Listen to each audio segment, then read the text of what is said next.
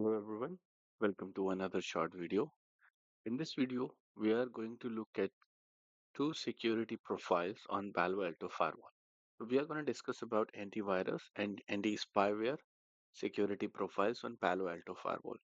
So these security profile are the real reasons that the next generation firewalls are called as next generation firewalls because they can look deeper into the application layer and take actions on the traffic.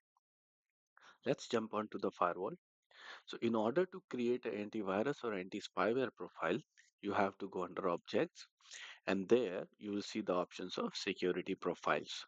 So there are multiple types of security profiles. You'll see antivirus, anti-spyware, vulnerability, URL filtering, and and so on.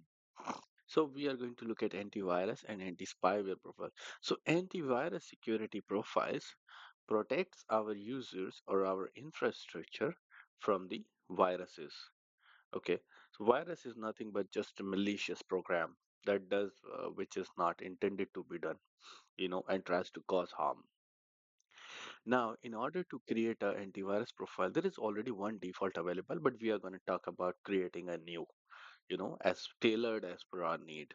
I don't have a license, so I might not be able to show a lab demo of it, but it will let us create and call it to the policy rules. I'll click add in order to create a new antivirus profile. Let's take a name antivirus demo. Okay. Actions. So the first tab is action tab.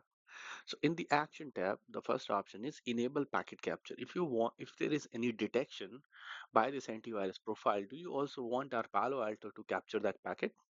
Yes, just check the box if you want the Palo Alto to do that. Hold for wildfire real-time signature lookup. If you check this box, then Palo Alto will hold the stream while the wildfire real-time signature lookup happens. Okay, we'll talk about this when we talk about wildfire stuff. That's another profile, and we'll talk about it when we reach there. So if you want to enable this, you can enable. So, and there are certain decoders, okay, certain protocol decoders that are present on the Palo Alto firewall in order to, look for the threats inside that respective protocol. So for SMTP, you have if something is detected, default action is alert. Similarly for SMB, POP3, IMAP, HTTP2, and all have the default actions.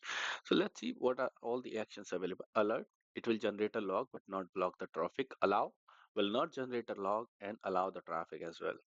And then alert is same as the default alert. Drop, it will drop the traffic, it will generate a log. Reset client, server, reset both. They will reset the respective end. Okay, if a virus is detected and if there is a UDP connection, then it will be dropped. Okay, in a TCP connection case, there will be reset sent, and in case of a UDP connection, there will be a connection drop. Okay, and then wildfire signature action if this virus is detected due to a wildfire signature. Okay, wildfire signatures are also provided by the Palo Alto's wildfire feature. So if you have the subscription for that, you'll get the signatures from there. So what happens if a virus is detected by that signature in the SMTP protocol? So those actions can be set here. And wildfire inline ML action is in this feature. What happens is Palo Alto uses the machine learning algorithms uh, to detect the viruses inside the traffic of the for these respective protocols.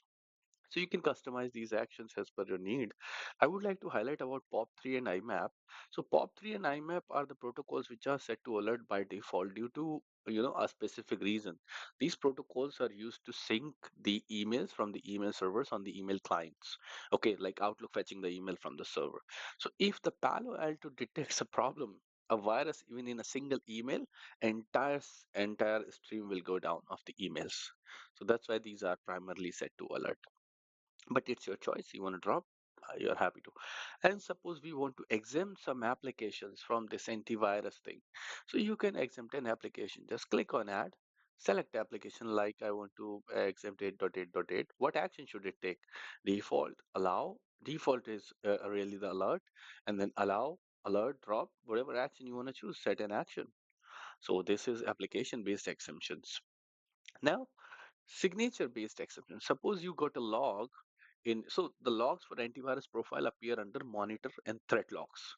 So in there, in the logs, you will see a threat ID and a threat name. So suppose if you want to bypass a threat, just put its threat ID here, click on add, and then threat name will appear, and that way you can create signature based exemptions. Okay, the specific antivirus signature exemptions are created in this tab, but you need to know the threat ID or threat name in order. You need to know the threat ID in order to get these exemptions here, and that this will be coming via in the Palo Alto logs. Now let's look at this wildfire inline ML.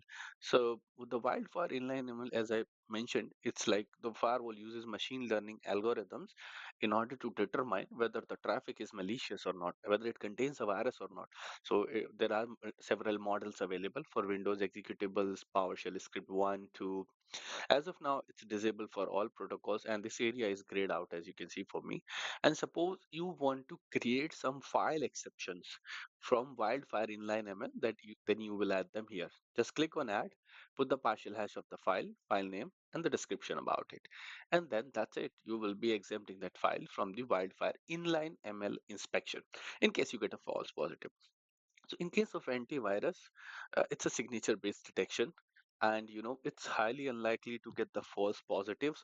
So you can go all in at once when you have to deploy an antivirus profile anywhere, or you can go with all alert in case of you just want to get the logs and see what it detects in your network. Yeah, that all can be done. So yeah, let's keep everything default. And yeah, I want to create any application exemptions. Yeah, that's fine. So let's if I call in here Facebook base. Facebook base is HTTP based, so it will inherit the HTTP's default action, but I want to allow it. So anytime application is detected as Facebook base and there is a virus detected, it will allow it. You know, so that's what happens in case of the application exemptions. So like that, you can create the antivirus profile and just save it in order to create the profile, and your profile is ready. Now let's look at the anti-spyware profile. In case of anti-spyware profile, a spyware is a program that really uh, exfiltrates the information using the covert channels. So in order to protect from that, you create a anti-spyware profile. Click on add in order to create anti-spyware profile. You give it a name, let's say anti-spyware, and then you give it a description. And this has several tabs. This has 5 tabs. We'll talk about them. Signature policies. So there are different types of spywares. So if I click on add button, I see I can create different signature policies. So let's say P1 for the policy one, and what threats you want to match in this. If you know the threat name, you can put the name. If you put the word any, then it's going to match all the threats. Category, what category of antivirus you want to create this policy for? You want to create for all categories or a specific category belonging to adware, crypto miner, CCC? It depends on your call. And then action, what's the action you want to take on it? Default, allow, alert, drop. We already talk about these actions. Let's look at the block IP action. So the block IP action says track by source, and then if it detects any spyware from that specific source, then it will block that source from sending any traffic during the duration of time you mention here, and this time is in seconds. And if you want to say source and destination, then that pair will be blocked to communicate through the firewall for this duration of time. Do you want to enable packet capture? It's all your call. Yeah, I want to enable single packet or extended capture, depends on you. I'll single packet that really triggered this signature, and block my source from communicating for about, I'll say, 1800 seconds. And yeah, I don't want to go with a specific category. I want to go with the severity. So all critical severities, you block the IP. If there is any spyware found with critical severity, block its source IP address for 1800 and do a packet capture. Let's create a policy. So that's how you can create multiple policies depending on your need. Now signature exceptions. It's really how you do the exceptions. So you created signature policies here, and signature exceptions are created here. So if you click on this button, show all signatures, it shows you all signatures. So you enable the signature first. Suppose I want to exempt an IP address from this signature from being detected by the spyware. I'll click here and I'll add the IP address here. That's it. That's how I'll exempt an IP address. Like suppose I want to exempt 10.10.10.10. Oh, sorry, 101.10. That is fine. And I'll hit OK. And you need to enable it. You won't see all the signatures until you check this box. If this box is unchecked, then you only see the enable ones. So that's how you can do the signature DNS policies. So, anti-spyware can also block requests to the malicious domains that are classified by the, Palo Alto. So if you see default Palo Alto DNS policy action is sinkhole, alert, allow, block are explainable. What is sinkhole action? So what sinkhole does, you like suppose there is a DNS request made for the IP address of a malicious domain.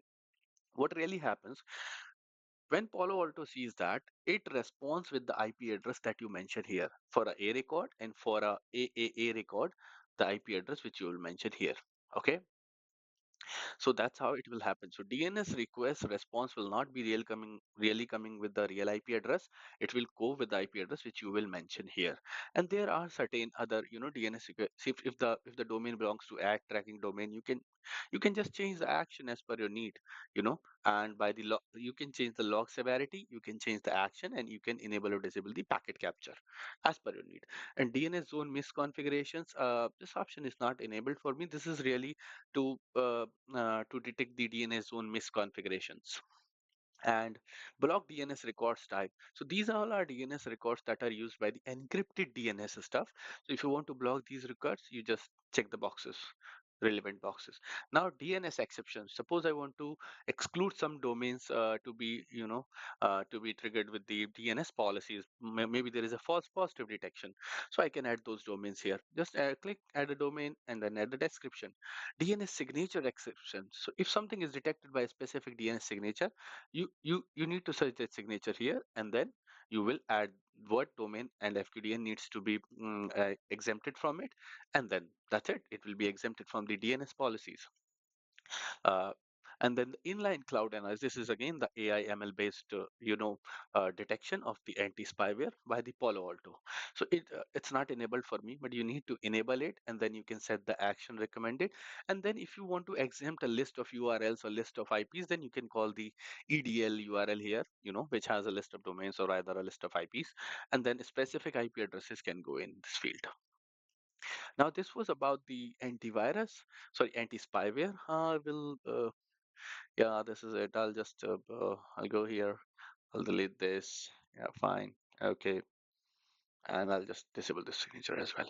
Okay, so that was about the anti-spyware profile. Now, how will we be using them? Okay, I created one more anti. Yeah. So in order to use them, we will go to our security policy. Let's add it as security policy.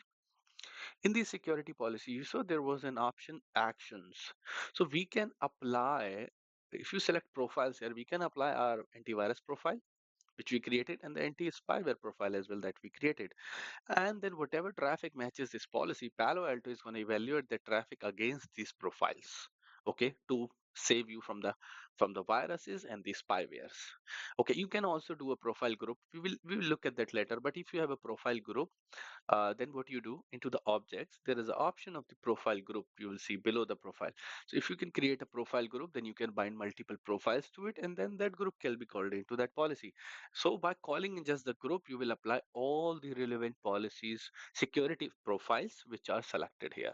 Instead of going with the specific, you can either do specific profile or either do a profile group into the security policies in order to protect your infrastructure. So that's it about antivirus and anti-spyware profile. And there is also a way you can write, custom threat ID for the spywares. You go in here, give it a threat ID. It should be a number between them. Give it a name, comment, severity. What severity your threat is? What's the direction of the threat? And what's the default action you want to say? Was CVE number, bug track ID, references, vendor information, and then you put the signature for it. Okay, so like suppose as we created the custom app, it's similarly like that stuff. So you can create based on the session or in the transaction, and then you put the conditions, like what is matched into the specific what parameter is matched onto the traffic. So that's what you do. And once you create a signature, this custom spyware signature can be used in the anti-spyware profile. Like suppose if I go in there and under the signature exceptions, when you will do show all signature, you will see your signature here. Okay, And yep, you can also in here, with the severity stuff, your signature will be also be evaluated based on the rules you write in here, and exceptions can be created. So you can also create custom spyware signatures as well on Palo Alto. That's it. Thank you for your time. Have a good day.